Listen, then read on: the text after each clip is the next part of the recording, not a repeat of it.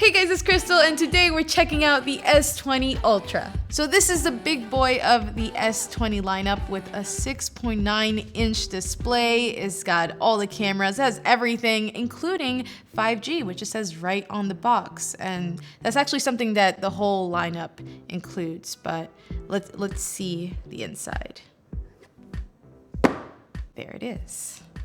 I actually got a chance to see this in San Francisco, but now I'm getting to spend more time with it. Ooh, this is the cosmic gray. Wow, this phone feels so big right now.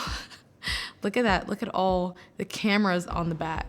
So just to break down this camera craziness back here, we technically have 3 cameras, and the 4th one is a depth sensor. We have an ultra wide, a 108 megapixel wide angle, a 48 megapixel telephoto, and to ice off the craziness, that has 100 times zoom in it. Putting that aside though, let's put this down before we power it on and see what else is in the box. We have our charging brick, our super fast charging brick. We have our charging cable and AKG earbuds. And finally, we also have this flap in here, which has our paperwork and SIM ejector tool. And that's it. That's all that's in the box right now. Here we go. And just to quickly show you how big this phone actually is, I have my 11 Pro Max with me here. And yeah, it's so tall. It's like slimmer or more narrow. It's a longer display. It definitely feels lighter than the 11 Pro Max, but it plays with your mind a bit because those cameras definitely make it top heavy. Either way though, I'm super excited to test out these cameras on here, and if you want to see it compared against the 11 Pro Max, drop a like and don't forget to subscribe. So we're all set up here, and one of the big new features of this phone is that we get a 120 Hz refresh rate. By default, it is set to 60, so you'll have to go into settings and change that yourself.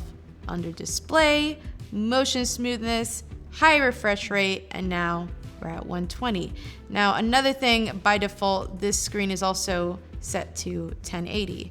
The kind of bummer thing about this though, if you did want to bump up to 1440p resolution, you can't do that at the same time with 120 Hz. If you try to apply it, this little message will pop up and it'll bump you right back down to 60 Hz. So in this case, you can't get your Samsung cake and eat it too. And I don't know, do you guys prefer resolution or refresh rate? So where you'll see the biggest advantage of a higher refresh rate screen is when you're scrolling and navigating. It's just so super smooth and flowy. We of course do have that hole punch for the camera up there that kind of just hides in the display right now because of this background. So let's try something a little more colorful to see what it looks like. Let's go for this pink flower. Set on home and lock screens. There we go. This is kind of similar to the Note 10 where that hole punch moved to the middle. On the S10, I believe it was in the top right corner, but I definitely prefer the middle. This really doesn't bother me that much. But I'm gonna watch a video to see what that feels like with that hole punch there.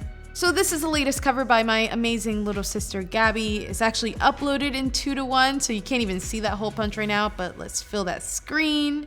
And yeah, it's definitely there, but it really doesn't bother me that much. Also, thank you guys so much for all the love on her last cover that I showed. If you guys want to check out this one, I'll link it down below. So screen looks amazing as usual, and from there I really want to test out that 40 megapixel selfie camera, so let's quickly see what that looks like. Here we go, cheese! And let's do a wider one. It's really not that much wider, but it's like subtly wider. Cool. Now for the rear camera, I also took some quick shots with that 108 megapixel wide angle camera and the 48 megapixel telephoto. And this isn't zoomed in or anything. I'm gonna have to go somewhere cooler to test out that 100 times zoom. So definitely stay tuned for that in the full review.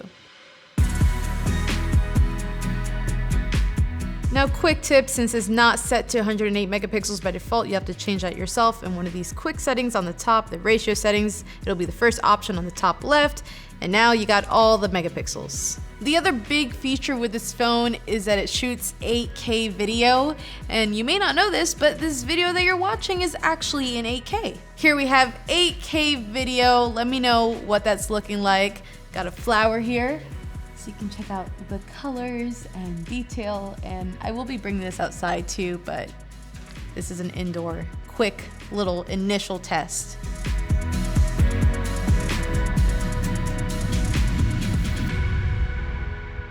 So it's pretty crazy that it can shoot 8K. Let me know what you guys think of the quality of it. And yeah, those are my initial thoughts on the S20 Ultra. Stay tuned for that full camera review. If you guys want a sneak peek at that, you can check out some pictures on my Instagram. But thank you guys for watching. Don't forget to subscribe, and I'll see you later.